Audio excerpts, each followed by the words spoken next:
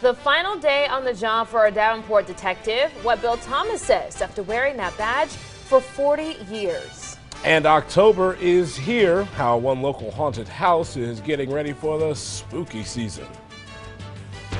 WHBF is local for you. This is Local 4 News this morning. Well, good Tuesday morning to you. I'm Alexandria Ikomoni. And I'm Redrick Terry. Thanks for joining us for Local 4 News this morning.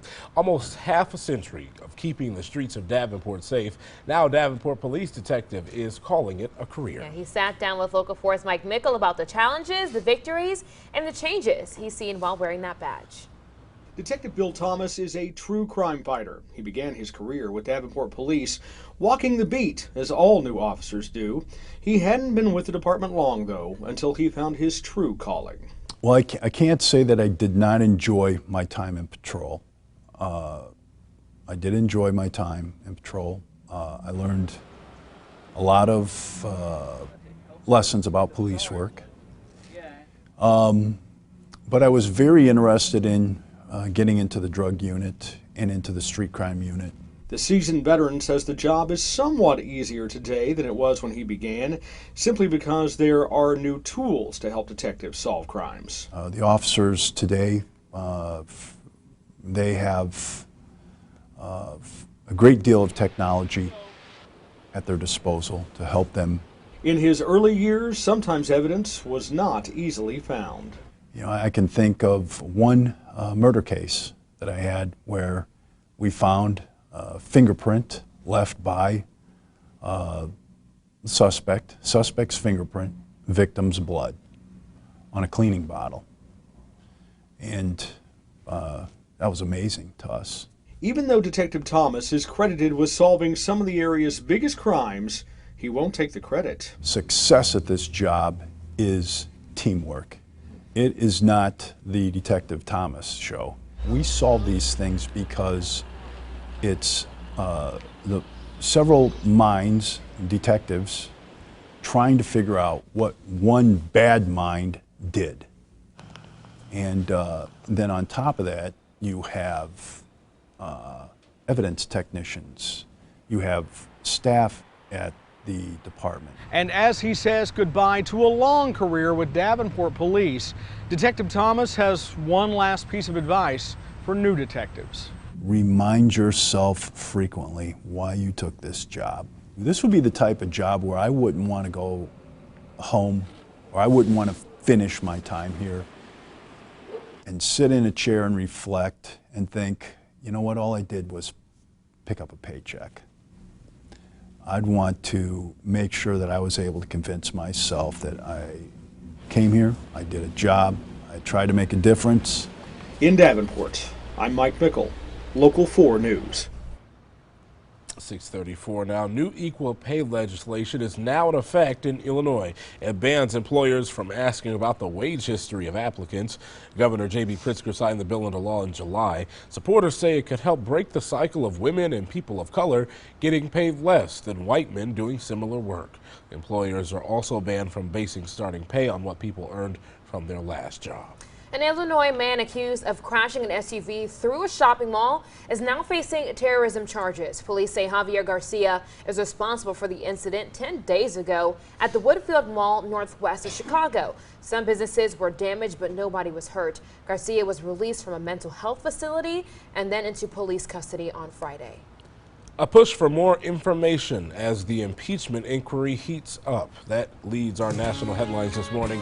President Trump's personal lawyer, Rudy Giuliani, says he'll give appropriate consideration to a subpoena from House Democrats demanding documents from his trip to Ukraine. Giuliani has stated publicly several times that he's tried to get officials in Ukraine to investigate former Vice President Joe Biden. And CBS News has confirmed Secretary of State Mike Pompeo listened in on President Trump's call to Ukraine's leader, which is now at the center of the impeachment inquiry. Today is the second anniversary of the deadliest mass shooting in modern U.S. history. 58 people were killed and nearly 700 others were injured at a concert in Las Vegas. Police say 64-year-old Stephen Paddock fired from a resort into a crowd of 22,000 people. Later this morning, flags will be at half-staff at the Nevada State Capitol, public buildings and grounds to remember those lives lost. Day 2 of deliberations now in the trial of a former Dallas police officer. Amber Geiger is charged with murder for killing her upstairs neighbor, Botham Jean, in his own apartment. The judge told the jury they could also consider a lesser charge of manslaughter. And California's governor signs a law allowing college athletes to make money from endorsements. That law takes effect in 2023, and it is the first of its kind in the nation. Critics worry that it could redefine college sports. Back at home now, it's finally October, and that means the season to get spooky is here. You can expect a lot of people going to haunted houses. Oh yeah, one of them is the Shock House. It takes about a year to get ready, but setting up the attractions is only the beginning. Especially now, the state of Illinois has strict rules to keep customers from getting hurt. Local 4's Ryan Risky has more on what all goes into making you scream. We got to have emergency exits. Every door has to open out. We also add to the list, we add a CCTV system, radios, extra staff. Chris Swinburne is the owner of Shock House in Rock Island. He has been in the haunted house industry for a few decades. Despite the regulations put into place by the Illinois Department of Labor, Swinburne is always in support of making it safer. One innovation that his team has put in is security cameras. They installed 16 high-definition infrared cameras around the attraction to keep track of everyone as they journey through the house. The haunted house is set up inside the QCCA Expo Center. The building-wise, there's all the panic hardware is done, the emergency lighting is done, the lit emergency exits are done, but then when you get into our attraction, the same things are there. Haunted houses can get busy during October, so one thing inspectors examine is how wide the exit and entryways are for people to get in. The QCCA Expo Center already has many of the state's requirements in place, and that allows Chris to use his time to focus on making the haunted house even better for future years. The preparation for the next haunted house season will begin shortly after Halloween this year. Generally, we would like to wait until after January 1st, give everybody a break, because we're kind of being portable. We have to think about a lot of things ahead of time. That's Ryan Risky reporting. Now, Chris has been in the haunted house business for 26 years and says he never gets tired of it. Meanwhile, Shock House is already inviting people to get out there and get your heart racing with some scary things. And so here we are in October. It is the season for that at this point, even if it doesn't feel like it. Yeah. 4 weekends of haunting fun. Oh, for sure. Bring it on. Oh, yeah. So we're going, right? Oh, we're making 100%. a trip? Yeah? Frederick's down. Maybe. Oh. Come on. Hard maybe. One time. For the one time. One time for the Could be a lot of fun. It would be a lot of fun Yeah. if we went. Get the GoPro going. Oh, yeah. I won't lie. I do get scared, but I still go. Yeah. So if you hear a couple screams, just beware. A couple. Just a couple. Yeah. Well, we might have to make it. All right. Yes, All right. yes. All right. Let's We do will. it. We'll plan it. All right. Awesome.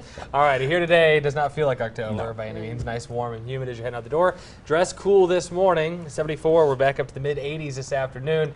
Now, eventually things are going to cool down. Maybe not too quickly this evening, so you might want to turn the dial back on the spa a little bit. But for your spa time forecast, back down to the mid-70s by about 8 o'clock. Yeah, 75. That's. God.